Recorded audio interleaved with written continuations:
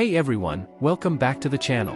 Today, we're diving into one of the most famous thought experiments in the world of ethics and philosophy, the trolley problem. Now, you may have heard of it before. It's that classic dilemma where you have to decide between saving 5 people or just one. But here's the thing, this seemingly simple scenario reveals something pretty deep and fascinating about human morality. It forces us to grapple with the complexities of right and wrong, and the choices we make when faced with difficult situations. So, grab a seat, get comfortable, and let's explore what the trolley problem tells us about how we think about right and wrong, and what it reveals about the human condition. Alright, so imagine this, you're standing next to some train tracks. Down the tracks, you see a runaway trolley speeding toward 5 people who are tied up and unable to move. You can't warn them, and if the trolley continues on its path, it's going to hit all 5 of them. But here's the twist, right next to you is a lever. If you pull it, the trolley will switch to a different track, but on that track, there's another person tied up, and if you pull the lever, that one person will die. So, what do? Do you pull the lever to save 5 lives at the cost of 1, or do you do nothing and let the 5 people get hit? Either way, someone's dying because of what you choose to do, or not do. It's a heavy decision, and that's why this thought experiment has fascinated philosophers and everyday people for decades. This is the classic trolley problem. It's a thought experiment that presents us with a difficult choice. There's no easy answer, and that's precisely what makes it so intriguing. It forces us to confront our instincts, our values, and the things we hold most important when making moral decisions. It's not just about saving lives, it's about understanding what we think is right or wrong, and why we make the choices we do. It also makes us question our own moral compass and the principles that guide us, especially when we are under pressure and faced with life and death decisions. Let's start by breaking down the 2 main choices here. You could decide not to pull the lever, which means the trolley keeps moving along its current path and hits 5 people. In this case, you're not actively doing anything, you're essentially allowing the event to happen. Some might say this approach absolves you of direct responsibility, but does it really? Or, you could pull the lever, changing the trolley's path so it hits only 1 person instead of 5. Here, you're actively intervening, and by pulling the lever, you're directly causing 1 person to die, even though you're saving 5 others. This act makes you complicit in the harm that occurs, but you're also preventing a greater tragedy. The emotional weight of this decision is immense, and it's easy to see why people struggle with choosing either option. Now, this scenario is often called a dilemma because no matter what you do, there's a significant consequence. Either you let 5 people die, or you actively decide to kill 1 person. This situation makes us question whether it's ever okay to sacrifice 1 person for the greater good. Is it better to actively cause harm if it means saving more people overall? Or should we refrain from taking any action that would directly harm someone, even if an action leads to a worse outcome? These questions strike at the heart of moral philosophy and force us to consider how we weigh different lives against each other. Is it really fair to make that judgment, and what factors come into play when we decide who lives and who dies? To better understand the trolley problem, let's dive into a moral framework called utilitarianism. Utilitarianism is a theory in ethics that says the best action is the one that maximizes overall happiness or well-being. It's all about the numbers. If you can save more people, that's the better choice. In the context of the trolley problem, a utilitarian would say that pulling the lever is the morally correct thing to do because it minimizes the overall harm. By saving 5 lives at the cost of 1, you're maximizing the number of people who survive, and in the eyes of a utilitarian, that's what makes it the right choice. It's a very straightforward, almost mathematical way of thinking about morality. Add up the benefits, subtract the harms, and whichever action results in the most positive outcome is the correct one. From a utilitarian perspective, the action that leads to the greatest happiness, or the least amount of suffering, is always the one we should take. In this case, allowing 5 people to die when you could have saved them would mean more suffering and fewer people overall who get to live their lives. So, for a utilitarian, the moral choice is clear: pull the lever, save the 5 people, even if it means that 1 person has to die. But this raises an important question: can we really reduce complex moral decisions to a simple calculation of numbers? What about the emotions, relationships, and individual rights involved?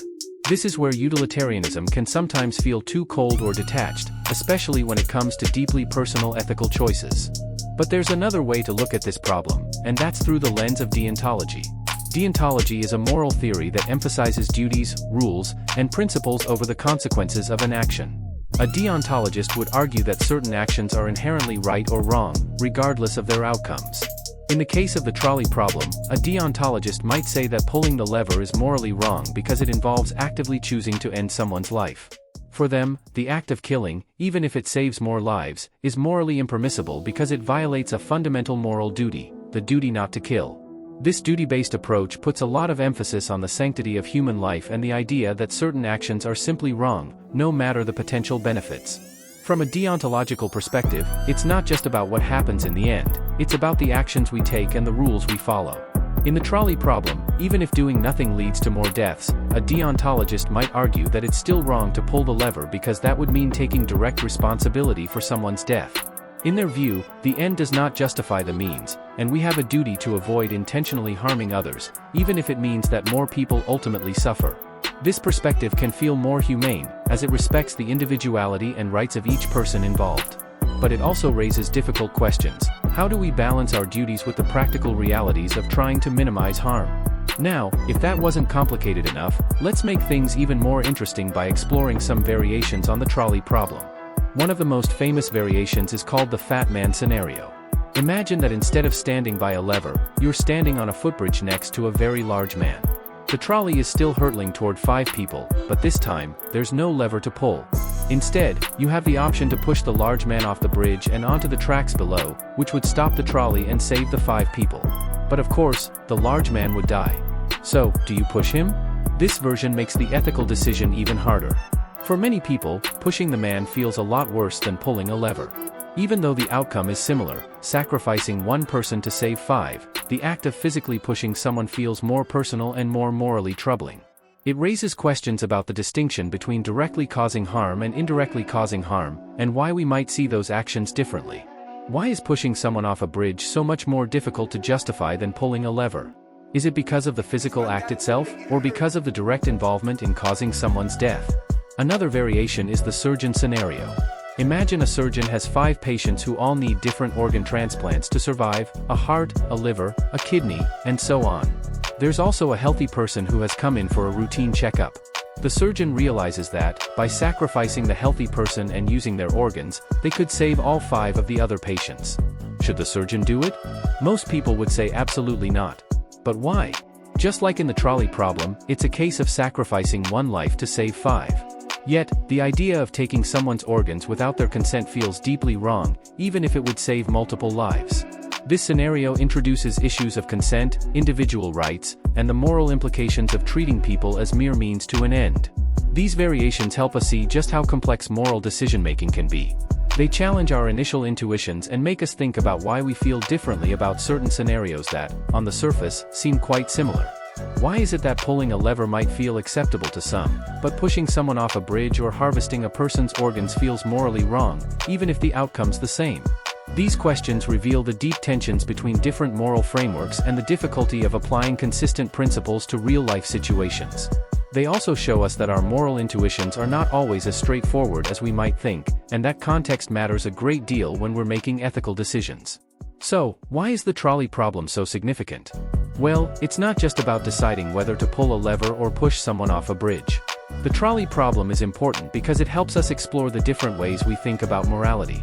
It forces us to consider the consequences of our actions, the duties we have to others, and the moral principles we hold dear. It helps us understand the complexity of ethical decision-making, and it encourages us to think critically about what we believe is right and why we believe it. It also serves as a valuable tool for examining the strengths and weaknesses of different moral theories, and for understanding the sometimes conflicting values that shape our decisions. In the end, the trolley problem isn't really about finding the right answer, because maybe there isn't one. Instead, it's about understanding the reasoning behind different choices and recognizing that moral dilemmas are often more complicated than they first appear. Whether you lean toward utilitarianism, deontology, or find yourself somewhere in between, the trolley problem is a powerful reminder that ethics is rarely black and white. It challenges us to think deeply about the kind of people we want to be and the principles we want to live by, especially when faced with tough choices. Thanks for joining me today as we explored this fascinating thought experiment. If you enjoyed this video and want to dive deeper into more ethical dilemmas or philosophical questions, don't forget to like, subscribe, and let me know in the comments what you would do in the trolley problem: pull the lever or not. I'd love to hear your thoughts, and as always, keep questioning, keep thinking, and I'll see you in the next video.